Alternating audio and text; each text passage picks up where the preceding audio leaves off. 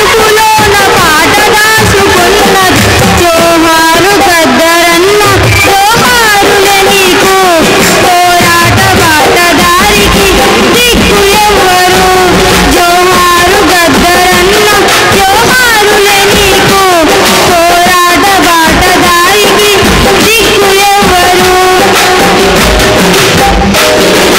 నీలాంటి జన్మ ఎత్తడం ఎవ్వరి తరమో మాలాంటి వాళ్లకు నీవే స్ఫూర్తిదాయకం నువ్వు గజ్జ కట్టి ఎగురుతుంటే ఎర్ర జెండలా ఆ జెండ పట్టి కదిలే జనం అడవిదారిలా నీ పాటకి మరణమే లేనేలేదుగా నీ పాటకి మరణమే లేనేలేదుగా నువ్వు ఉదయిస్తావు ప్రతిరోజు పొద్దు పొడుపులా జోహారు గద్దరన్న జోహారులే నీకు పోరాట బాటదారికి దిక్కు ఎవ్వరు జోహారు గద్దరన్న జోహారులే నీకు పోరాట బాటదారికి దిక్కు ఎవ్వరు.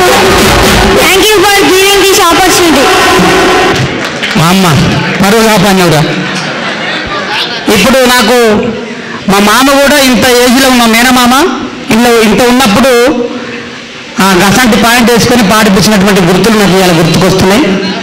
ముఖ్యంగా నన్ను ఆ పాటకు నన్ను యాడ్ చేసుకొని నా పాటను మా మామ పాడిపించిండు. ఇప్పుడు వీళ్ళ మామయ్య దీన్ని నేను పాడిపించినందుకు నాకు నిజంగా గర్వకారణంగా భావిస్తూ ఒకసారి గట్టిగా చెప్పట్లతో అనుకుంటూ ఈ యొక్క కార్యక్రమంలో భాగంగా మన బలగం టీవీ అంటే బలగం లెక్కనే మా కళా బలగానికి ఎంతో బలగమైనటువంటి బలంతో బలగమైనటువంటి మా బాలన్నను బలగంతో బలగం బలం బాలు. థ్యాంక్ యూ రామ్నర్స్ అన్న. నేను ఎక్కువసేపు మాట్లాడదలుచుకోలే. గిద్దె గలమధ్వరంలో ఈరోజు గద్దరన్న అవార్డ్స్ పెట్టిన ధన్యవాదాలన్నా. కళాకారుల రూపంలో గద్దరన్న ఇంకా బతికే ఉన్నాడని నేను అనుకుంటున్నా. నేను వాస్తవానికి మాట కానీ కాదు, పాట కానీ కాదు, రాత కానీ అయినా కూడా మాట్లాడక తప్పడం లేదు. కళలు వర్ధిల్లాలి, కళాకారులు ఎప్పుడు బాగుండాలని కోరుకుంటా. ఎందుకంటే కళాకారుల పాటలు చేయబట్టే బాలు అని ఒక రిపోర్ట్ 20 ఏళ్ళ జర్నలిస్టు జీవితంలో 8 దేశాలు కళాకారుల పాటతోనే తిరిగిన. ఎందుకంటే మిమ్మల్ని ఏ ఈవెంట్ తీసుకుపోయి నన్ను అడుగుతారు. కళాకారుల పుణ్యాన్ని నేను కూడా విమానం ఎక్కినాక మీకు కూడా చెప్తున్నాక మీరు గవర్నమెంట్లో దగ్గరలో ఉన్నారు కాబట్టి ఆ రోజు టీఎస్ఎస్లో ఎంతమందికి 550 మందికి ఉద్యోగాలు ఇచ్చారు. రేవంత్ రెడ్డి గారు వేతనాలు పెంచారు, ధన్యవాదాలు సార్. కానీ ఇంకా రాని వారు చాలా మంది ఉన్నారు. మీరు గవర్నమెంట్లో సిట్టింగ్ గవర్నమెంట్లో మీరు అనుబంధంగా ఉన్నారు కాబట్టి ఖచ్చితంగా రేవంత్ రెడ్డి గారు చెప్పి కళాకారుల జీవితాలను ఆదుకోవాలి. చాలామంది పాడి వాళ్ళ కడుపులో పేగులని అర్ధాంతరంగా చనిపోతున్నారు. వాళ్ళ ఆరోగ్యాలు కూడా సరిగా కొన్ని బాధాకర విషయాలు 40-50 ఏళ్ళు కూడా దాటుతలేవు వాళ్ళ వయసులు. మరి ఇంకో బాధ అనిపిస్తుంది నాకు, ఈ కళాకారులు ఈ తరం పోతే భవిష్యత్తు ఈ మానవ హక్కులు ఏమవుతుంది భయమవుతుంది. ఒక జర్నలిస్ట్గా ఇప్పుడు కాసిం సార్ ఉన్నారు, రవీందర్ సార్ ఉన్నారు. ఇప్పుడు ఏదో వాళ్ళు సాధ్యమైనదో కొట్లాడుతున్నారు. గద్దర్ అన్నాడు ఏ రాజ్యం అయితే చంపాలనుకుందో అదే రాజ్యం తన తుపాకులతోని అధికారిక లాంఛనాలు చేసినప్పుడు నేను గర్వంగా ఫీల్ అయినా. నేను 2 రోజులు గద్దరన్న అంత్యక్రియలో 2 డేస్ నేను హైదరాబాద్లో ఉన్నా.